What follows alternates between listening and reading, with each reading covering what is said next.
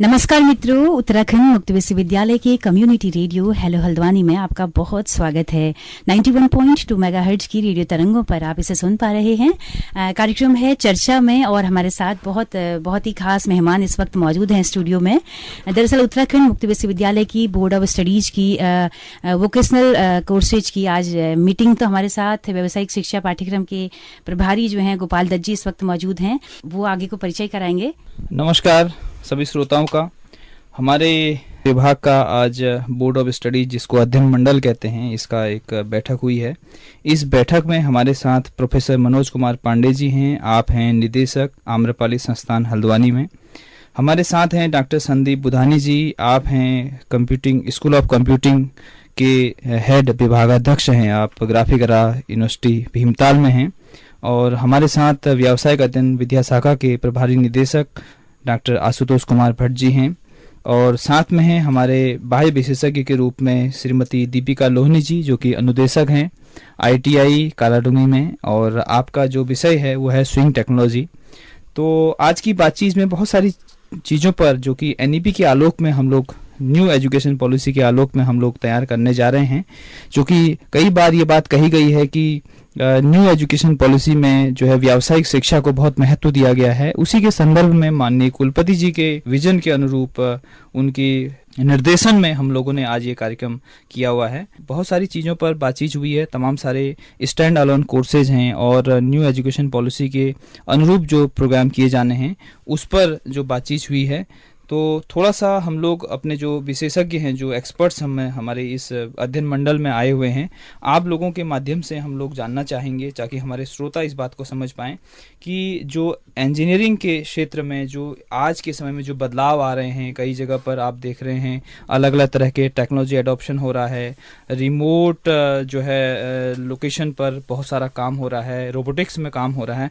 तो मैं प्रोफेसर मनोज कुमार पांडे जी से अनुरोध करूंगा कि इस विषय में थोड़ा सा प्रकाश डालिए कि इंजीनियरिंग के क्षेत्र में क्या क्या चीज़ों में बदलाव आप देख रहे हैं, भविष्य को किस तरीके से जो है आप देख पा रहे हैं इस क्षेत्र में।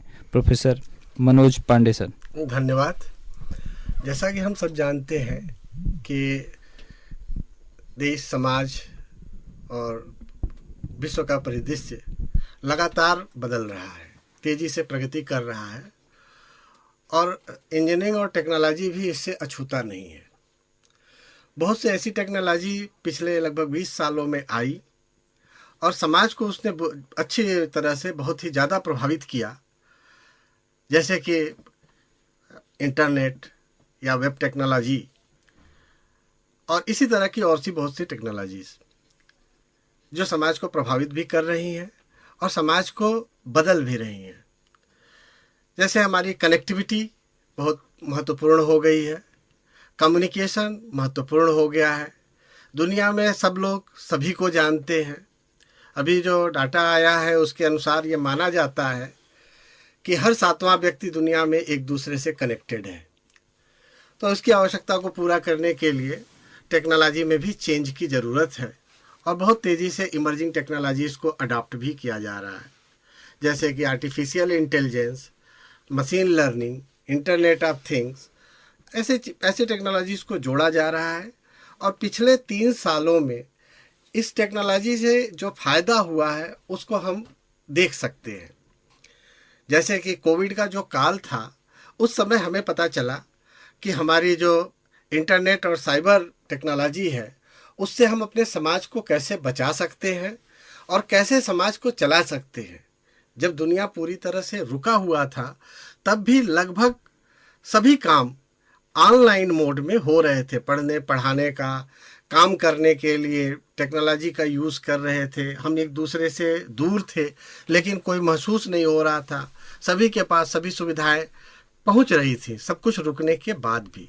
और ये सब संभव हुआ आपके इंटरनेट टेक्नोलॉजी और साइबर टेक्नोलॉजी के द्वारा ही या वेब टेक्नोलॉजी के द्वारा ही। तो हम समझते हैं कि इंजीनियरिंग में भी इसी तरह से आगे बहुत ही प्रगति होगी और उसके लिए न्यू एजुकेशन पॉलिसी में बहुत से एस्पेक्ट्स ऐड किए गए हैं। जैसे कि वर्सटैलिटी लाई गई है कि साइंस का भी होगा, कॉमर्स भी जानेगा, इंजीनियरिंग का होगा तो उसको लॉ भी पता होगा, क्योंकि आज सबकी ज़रूरत है। तो हम समझते हैं कि आगे NEP में इस सबको समाहित किया जा रहा है और काफ़ी उपयोगी होगा। जी, बहुत सारी बातें आपने इस तमाम सारी चीज़ों के बारे में बहुत संक्षिप्त रूप में, बहुत गहराई के साथ हमारे श्रोताओं के साथ साझा किया। मैं अब आगे बढ़ता हूं और डॉक्टर बुधानी जी से अनुरोध करूंगा कि आपके क्या विचार हैं इंजीनियरिंग के जो क्षेत्र में नए रिसेंट ट्रेंड्स आ रहे हैं, आप किस तरीके से इन बदलावों को देख रहे हैं? धन्यवाद गोपाल जी। सर्वप्रथम तो मैं उत्तराखंड ओपन यूनिवर्सिटी को बधाई देता हूं कि वो न्यू एजुकेशन पॉलिसी को लागू करने जा रही है और अपने जो कोर्सेज हैं उनको उसी तरह तैयार किया जा रहा है जो कि उसमें बताया गया है। जैसे कि जो न्यू एजुकेशन पॉलिसी है उसमें इस बात को बहुत महत्व दिया गया है कि जो शिक्षा हो वो प्रैक्टिकल ओरिएंटेड हो। अभी तक जो था शिक्षा प्रणाली जो थी हमारी उसमें थ्योरेटिकल वो बेस्ड थी, अब जो शिक्षा है उसमें प्रैक्टिकल ओरिएंटेड है वो। तो आपका ये कदम जरूर ही जो भारत के युवा हैं उनको एक नई दिशा देगा और उनको व्यावसायिक रूप से एक कौशल भी प्रदान करेगा। रही जहाँ तक बात इंजीनियरिंग के कोर्स में क्या रिसेंट टेक्नोलॉजीज हैं, क्या ट्रेंड्स हैं, मैं प्रोफेसर पांडे की बात से सहमत हूँ कि पूरा परिदृश्य बदल रहा है और आज हमें ज़रूरत है अपने युवाओं को उसी के हिसाब से तैयार करने की। अभी तक क्या था कि युवा पढ़ा लिखा तो होता था परंतु वो बाजार के हिसाब से जो इंडस्ट्री है उसके हिसाब से उतना ज्ञान नहीं रखता था या उतना कौशल नहीं रखता था, इस बात को ऐसे कह सकते हैं। तो आज जो NEP है, जो इंजीनियरिंग ट्रेंड्स हैं, जो टेक्नोलॉजीज हैं, वो इस बात पर महत्व दे रही है कि व्यक्ति सिर्फ शिक्षा ही ग्रहण ना करे, उसको अपना एक ज्ञान जो है उसको दिखाए भी, उसको अनुरूप तैयार हो सके, एक नौकरी पा सके, अपनी जीविका चला सके। ये एक बड़ी अच्छी बात है इस न्यू एजुकेशन पॉलिसी में। और साथ ही साथ अगर हम स्पेसिफिकली कंप्यूटर साइंस की बात करें, इंजीनियरिंग फील्ड की बात करें, तो आज का जो समय है वो आर्टिफिशियल इंटेलिजेंस का है, आज का जो समय है वो मशीन लर्निंग का है। आज जो आर्टिफिशियल इंटेलिजेंस है आप उसको इस बात से समझ सकते हैं कि कहीं ना कहीं इसके नुकसान भी होंगे परंतु जो लोग विशेषज्ञ हैं उसको फायदे भी हैं। चैट GPT इसका एक प्रत्यक्ष उदाहरण है जिसमें कि व्यक्ति को अपनी जो मुख्य समस्या है वो लिखनी है, अगर इसको कोई कोड लिखना है तो उसमें लिख दे, उसको उसका समाधान मिल जाएगा। परंतु वो जो चैट GPT है उसको तैयार करने वाली भी एक टीम है, उसमें हम जैसे आप जैसे ही लोग रहते हैं। तो जो उत्तराखंड ओपन यूनिवर्सिटी है वो NEP को लागू करके उन विशेषज्ञों की टीम तैयार करेगी जो इस तरह का कार्य कर सकें। ये एक बात है। दूसरी बात है मशीन लर्निंग की, जिसमें कि हम अपने द्वारा ही यानी व्यक्ति खुद ही एक ऐसी मशीन को तैयार करेगा जो कि व्यक्ति के तरह का मतलब ह्यूमन की तरह का डिसीजन ले पाएगी। है तो वो मशीन परंतु वो जो डिसीजन लेगी वो एक व्यक्ति की तरह का होगा। कुछ न्यूरॉन ट्रांसफर की हम बात कर रहे हैं मशीन में। तो अल्टीमेटली बात यह है कि जो रिसेंट ट्रेंड्स एंड टेक्नोलॉजीज हैं वो आज व्यक्ति को जरूरी है कि वो AI के फील्ड में काम करे, वो मशीन लर्निंग के फील्ड में काम करे। और open university, Uttarakhand open university इस क्षेत्र में युवाओं को ज्ञान दे रही है, कौशल उनका विकसित कर रही है।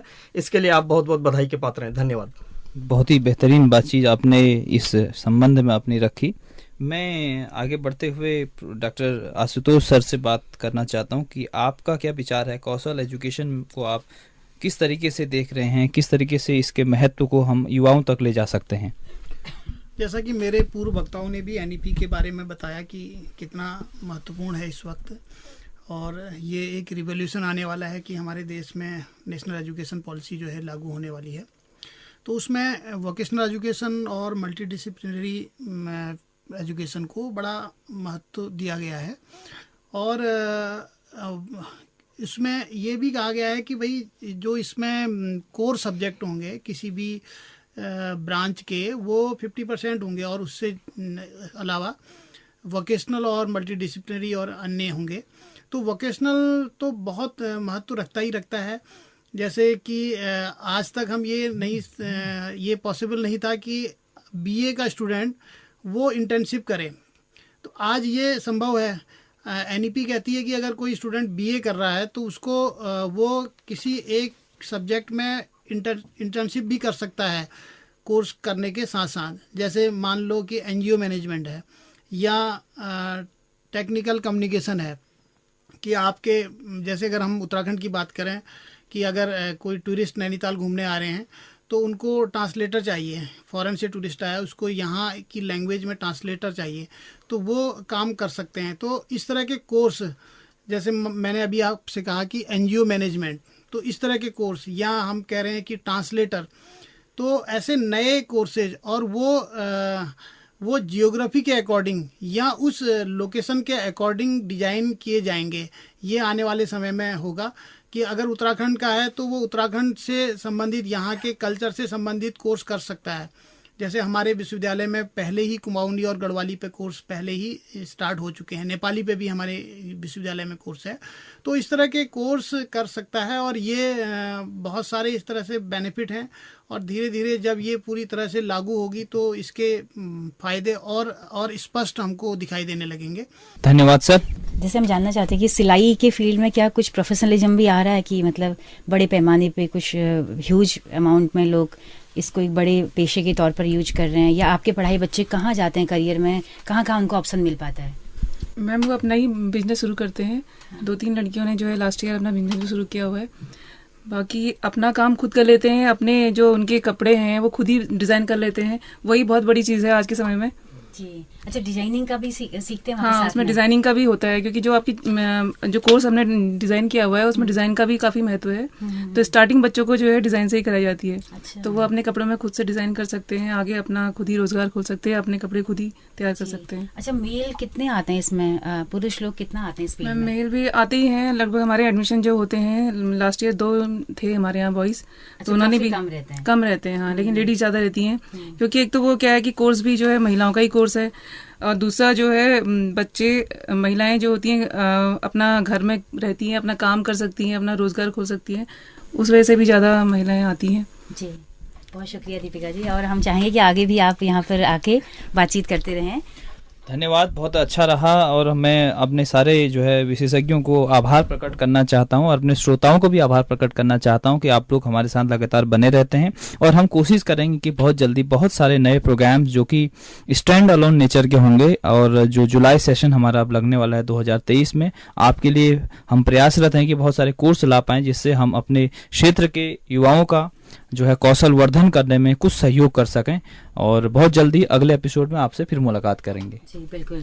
तो गोपाल दत्त जी, हमारे बहुत सारे लिसनर्स समय समय पर पूछते रहते हैं कि आपके वहाँ कौन कौन से पाठ्यक्रम हैं, डिप्लोमा है, सर्टिफिकेट हैं, तो मुझे लगता है कि एक बड़ी डिमांड है श्रोताओं की तरफ से, तो आप टाइम आकर, हम चाहते हैं कि व्यावसायिक शिक्षा के जो भी पाठ्यक्रम यहाँ पर हैं उनके बारे में जरूर हमारे श्रोताओं को जरूर हम प्रयास करेंगे। पूर्व में भी हमने बहुत सारे जो है इस तरह के एपिसोड आपके सहयोग से यहाँ पर किए हैं, और आने वाले समय में फिर से एक बार फिर से अपना रिदम तैयार करेंगे कि दोबारा से हम उस जो है रिदम में आ पाएं, और अपने श्रोताओं के साथ बहुत सारे जो हमारी गतिविधियां हैं व्यावसायिक स्कूल की, तमाम सारी गतिविधियों में हम लोग लगातार काम कर रहे हैं, उनको अपने श्रोताओं तक और अपने लोगों तक पहुंचाने का प्रयास करेंगे। जी जी जी सर, आप सभी का भी बहुत बहुत शुक्रिया, और हम चाहते हैं कि रेगुलर आप लोग भी आएं और हमारे तमाम श्रोताओं तक ये अच्छी बातचीत पहुंचाएं। जी जी। तो दोस्तों, आप सबका बहुत बहुत शुक्रिया। आप सुन रहे हैं उत्तराखंड मुक्त विश्वविद्यालय का सामुदायिक रेडियो हेलो हल्द्वानी।